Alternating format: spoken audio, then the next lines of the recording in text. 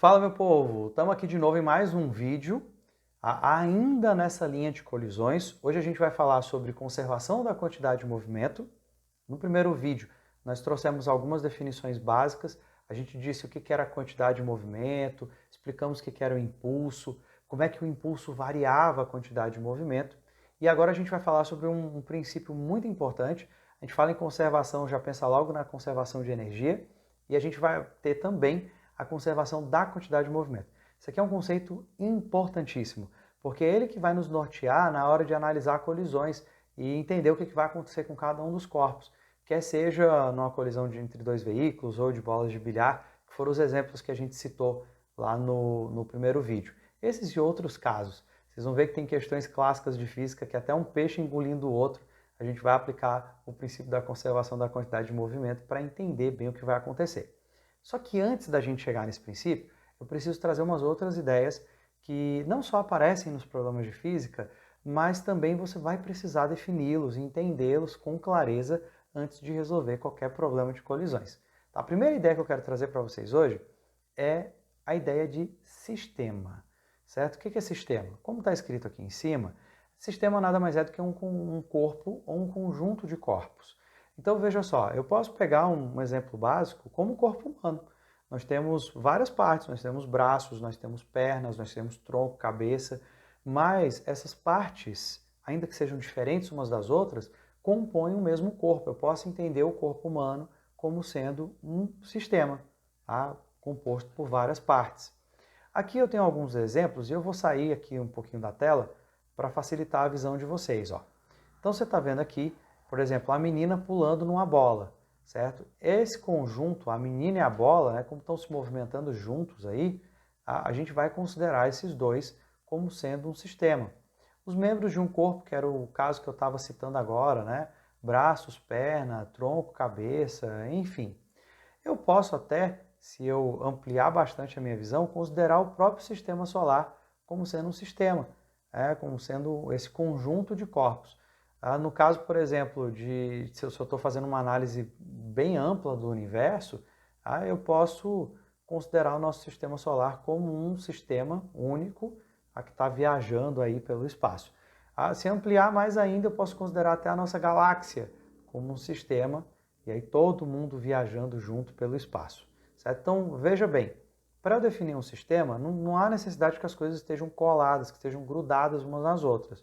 Tá? Dependendo do contexto, por exemplo, se a gente pensa mesmo no universo, na nossa própria galáxia mesmo, nos movimentos que acontecem na nossa própria galáxia, o nosso sistema solar é bem pequenininho em relação a isso e funciona como se fosse um ponto só, como se fosse um corpo só viajando aí pelo espaço. Tá? Então, dá para considerar como se fosse um sistema, certo? Outra coisa aqui, ó, ainda falando sobre isso, aliás, deixa eu passar primeiro para cá. Como é que a gente mede a quantidade de movimento de um sistema? Vamos supor que eu tenha 4 corpos diferentes, podem ser 4 planetas, né? O último exemplo que a gente citou ali do sistema solar, eu tenho 4 partículas, cada uma tem uma quantidade de movimento, né? Até em direções diferentes. E se eu quiser a quantidade de movimento desse sistema, se eu entender isso aqui como sendo parte de um corpo, como se fossem braços e pernas de um mesmo corpo, tá? Como é que seria a quantidade de movimento desse sistema? Basicamente seria a soma de todas as quantidades de movimento que nós temos aí. Tá? E aí eu tenho a quantidade de movimento do sistema total. Então, por exemplo, se fosse no caso, como que eu citei agora há pouco, do sistema solar, então eu vou ver a quantidade de movimento de Saturno, vou ver a quantidade de movimento de Júpiter, vou ver a quantidade de movimento da Terra, vou ver a quantidade de movimento do Sol, dos demais planetas do sistema solar, e aí eu vou somar as quantidades de movimento de todo mundo para saber como é que o sistema solar, como um conjunto, como um todo, como é que esse sistema solar se movimenta no espaço, como é que ele se comporta. Tá? Então, eu já estou querendo pular para o próximo quadro, eu quero ainda focar nesse aqui. Eu quero só que você note que é uma soma vetorial, certo? Então, tem que levar em consideração direção e sentido. Agora eu vou para a próxima parte, pronto. Outra definição importante é a ideia de forças internas e externas, certo? Então, veja só, uma força interna, o que é? Um corpo exerce sobre outro do mesmo sistema. E uma força externa é quando um corpo exerce sobre outro que não faz parte do mesmo sistema. Aí deixa eu aparecer aqui, eu ainda vou ficar na frente da informação, porque eu quero estar aqui para dizer isso para vocês, para explicar melhor. Então veja só, uma situação, ó. Eu citei agora que as partes do corpo humano podem funcionar como um sistema, né? No corpo, braços e pernas e tudo mais. Então veja bem, se eu aplicar uma força aqui, ó, estou considerando o meu corpo como um sistema. Então, se eu pegar aqui um braço e aplicar uma força sobre o outro, uma mão aqui sobre a outra, tá? Essa força que eu estou trocando aqui, né, entre as minhas mãos, eu considero como sendo forças internas. Por quê? Apesar de nós termos partes diferentes, né, corpos diferentes, as duas mãos, tá? Mas elas fazem parte de um mesmo sistema que é o meu corpo. Então aqui eu entendo como sendo a aplicação de forças internas. O que seria uma força externa? Se eu começo a empurrar, por exemplo, uma cadeira, tá? E aí eu não estou considerando que a cadeira faz parte do conjunto, do sistema. A cadeira é uma coisa de fora. Então na hora que eu empurro a cadeira, eu estou exercendo uma força externa sobre ela. Quando a gente tem aquilo que a gente chama de um sistema isolado, tá? Toda vez que você escutar esse termo, sistema isolado, significa que as forças externas são nulas. Então, por exemplo, nesse momento que eu estou aqui sentado na cadeira, estou aqui em repouso, eu posso dizer que o meu corpo, nesse caso, pode funcionar como um sistema isolado, já que as forças que estão sendo aplicadas sobre o meu corpo são nulas. Claro, partindo do ponto de vista aqui da Terra, né? As forças que estão sendo aplicadas no meu corpo, a resultante é nula. Então eu posso dizer que no meu caso eu posso me comportar aqui como um sistema isolado. Tem um desenho, aí deixa eu sair aqui da tela, aqui é só para a gente reforçar a ideia do sistema das forças internas e externas. Aqui eu tenho a Terra, ainda estou no marca-texto, ó. Aqui eu tenho a Terra, aqui eu tenho a Lua, e aqui miudinho, está totalmente fora de proporção, né? Eu tenho o Sol. Então veja só, eu posso imaginar a Terra e Lua como sendo um sistema, estão caminhando juntos ao redor do Sol. As forças que Terra e Lua trocam entre si seriam forças internas. E as forças que Terra e Lua, né, trocam, né, com o Sol, eu falo trocam por conta da ação e reação. Né? A interação da Terra e da Lua com o Sol funcionariam como forças externas. Agora eu queria que você notasse isso, tá? Queria que você notasse que essa questão de força interna e externa é muito relativa, né? Depende do que você está fazendo. Eu poderia considerar Terra, Lua e Sol como sendo partes de um mesmo sistema. Se eu jogasse aquela situação lá do sistema solar, então estaria todo mundo junto no mesmo sistema. Então você vai notar que essa definição de sistema, ela vai depender do caso que a gente está analisando. Por exemplo, vai ter caso que talvez não seja interessante eu considerar minhas mãos como fazendo parte do mesmo sistema. E cada uma se comporta como, digamos assim, um sistema diferente e a interação entre elas seria uma força externa. Então vai depender da definição, vai depender do teu interesse. Isso agora talvez não fique muito claro para você, vai ficar mais claro quando a gente estiver resolvendo as questões e aí a gente vai conseguir interpretar melhor essa ideia de forças internas e forças externas. Bom, vamos falar sobre a conservação da quantidade de movimento, certo? Então veja só o que acontece. Eu vou sair daqui para você conseguir... Aliás, não vou sair agora não, eu saio já já. Então veja só, a questão diz aqui o seguinte, olha, apenas um impulso externo a um sistema é capaz de alterar sua quantidade de movimento. Tem que ser uma força de fora. Tá? Por exemplo, se eu quiser pegar aqui e me jogar, eu vou pegar aqui no pescoço e me lançar. Eu não consigo. Por quê? Porque é uma troca de forças internas. Tá? Então, meu corpo, meu braço, meu pescoço faz parte do mesmo sistema. Tá? Você tem uma troca de forças internas, o resultado é que eu não consigo me atirar. A gente não consegue se jogar. Tinha um seriado antigo, que era o Chapolin, que ele fazia muito isso. Ele pegava aqui e se jogava. Fisicamente falando, isso não acontece porque as forças externas, nesse caso, vão continuar sendo nulas. Bom, então veja só. Quando você tem um sistema isolado, que é aquele que as forças externas são nulas, a quantidade de movimento não muda. Então o que nós vamos fazer? Toda vida que nós tivermos, o raciocínio vai ser esse, ó. Toda vida que nós tivermos uma colisão entre dois corpos, você imagina essa situação que está aqui do lado. O corpo A e o corpo B colidindo entre si, certo? Eu vou considerar que A e B fazem parte de um mesmo sistema, como se fossem meus dois punhos em rota de colisão, certo? Então, eles fazem parte de um mesmo sistema. Como eu considero que eles fazem parte de um mesmo sistema, então a quantidade de movimento total aqui vai se manter constante, tá? Então, resultado, se eu somar a variação da quantidade de movimento de A com a variação da quantidade de movimento do B, vai terminar dando zero. Por quê? Porque eu vou considerar A e B como sendo parte de um mesmo sistema. E aí, as forças que eles trocam entre si seriam semelhantes a você querer se puxar. Você não consegue, porque são forças internas. Não muda a sua quantidade de movimento, quantidade de movimento do seu corpo. Então a gente vai usar exatamente esse mesmo raciocínio. Os corpos estão colidindo, a gente vai imaginar que eles fazem parte de um mesmo sistema. E aí eu vou sair para você ver a última informação que tem aqui, certo? Deixa eu sair daqui. Então você está vendo aí que a quantidade de movimento no início vai ser igual à quantidade de movimento no final em módulo, porque a gente sabe que uma vai ser positiva, outra vai ser negativa, e aí a gente bota em módulo para dizer que numericamente vão ser iguais, certo? Então essa é a ideia básica. Eu tenho uma questão para trabalhar com vocês sobre isso nesse vídeo, tá? Porque eu vou deixar para abordar, explorar mais esse conceito na aula de colisões. Apesar que aqui não deixa de ser também. Vou pegar uma questão da Unicamp. A questão diz assim, ó. Suponha que o esquilo do filme A Era do Gelo tenha desenvolvido uma técnica para recolher nozes durante o percurso para a sua toca. Ele desliza por uma rampa até atingir uma superfície plana com velocidade de 10 metros por segundo. Uma vez nessa superfície, o esquilo passa a apanhar nozes em seu percurso. Todo o movimento se dá sobre o gelo, de forma que o atrito pode ser desprezado. Não vamos considerar atrito. A massa do esquilo é de 600 gramas e a massa de uma noz é 40 gramas. Ele quer saber no item A qual é a velocidade do esquilo após recolher 5 nozes, e no item B ele quer a variação da energia cinética do conjunto. A variação da energia cinética vamos já olhar. Vamos ver em termos de colisão. E aí eu fiz um esqueminha aqui para ficar mais bonitinho, tá? Então no início o que nós temos? Nós temos o nosso esquilo a 10 metros por segundo e as nozes em repouso. No final ele vai recolher as 5 nozes e aí vai aumentar a massa dele, claro. Eu quero saber qual é a velocidade dele no final, tá? Que é justamente o que pergunta o item A. Qual é a velocidade? Certo? Então, basicamente aqui ele vai ter um aumento de massa, certo?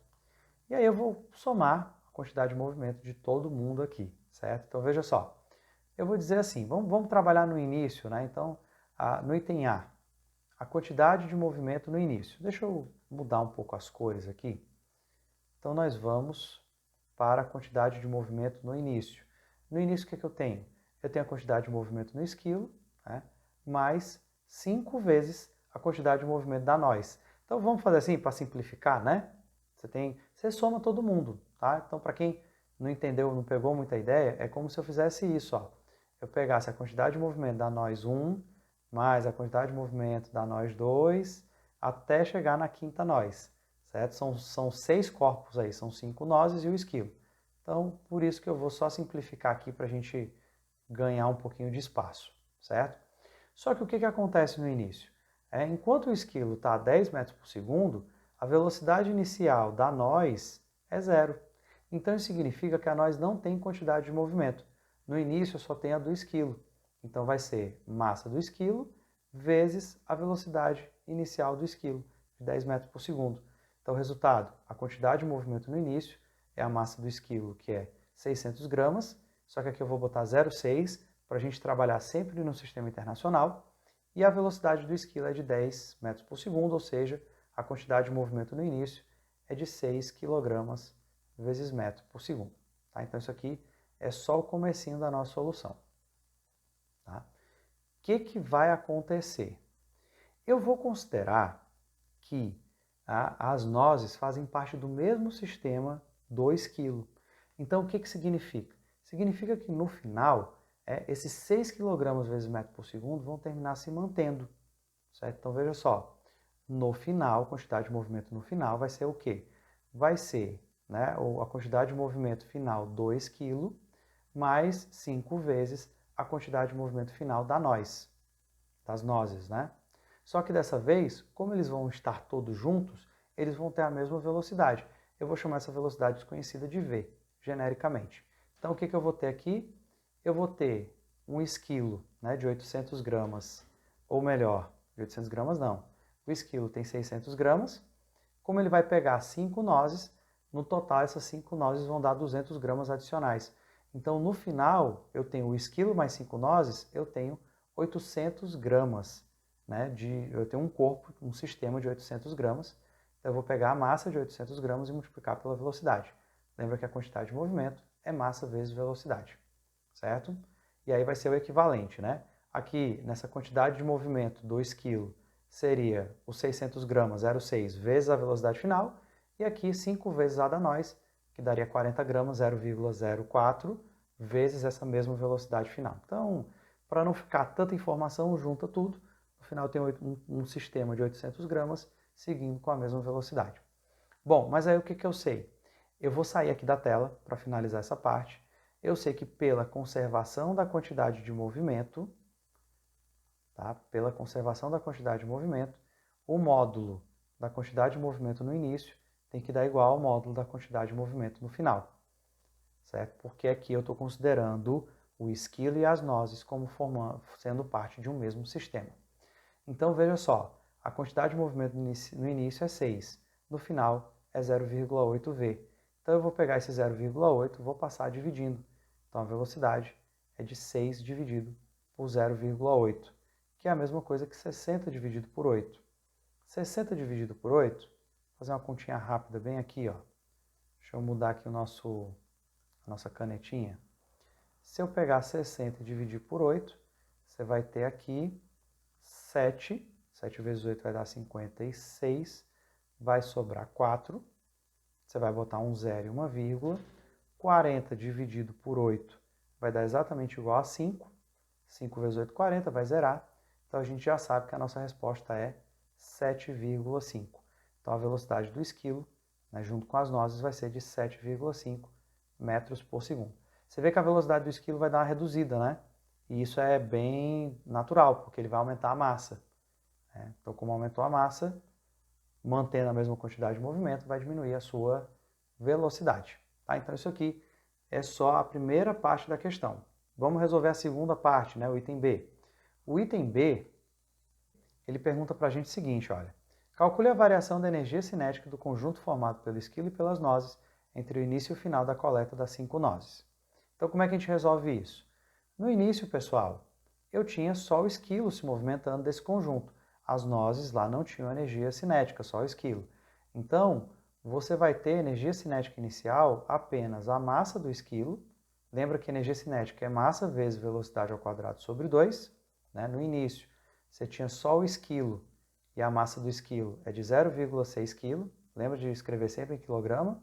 E a velocidade inicial era de 10 metros por segundo. Então, a gente vai usar esses dados aqui. Tá? Então, como do conjunto só o esquilo estava se movimentando, então ele que vai ser responsável por essa energia cinética. Então, nós vamos escrever 0,6, que multiplica. Aí vai ficar 10 ao quadrado, vai ficar 100, dividido por 2. Aqui eu prefiro cancelar 0,6 com 2, porque aí vai ficar 0,3 vezes 100.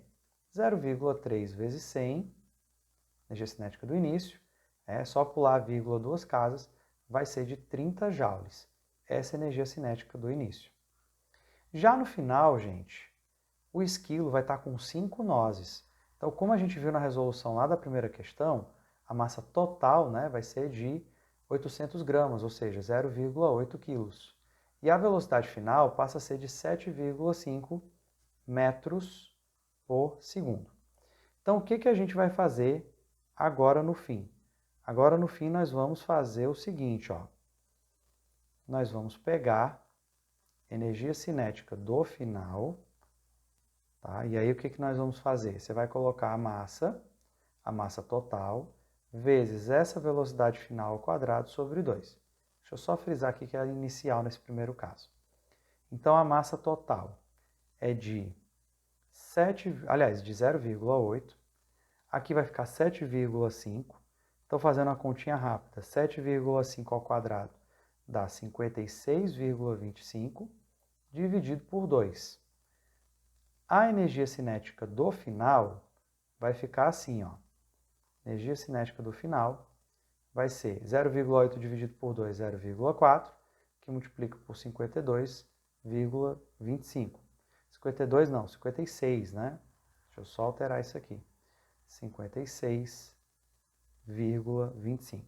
Se eu multiplicar isso por 0,4, vai dar 22,5.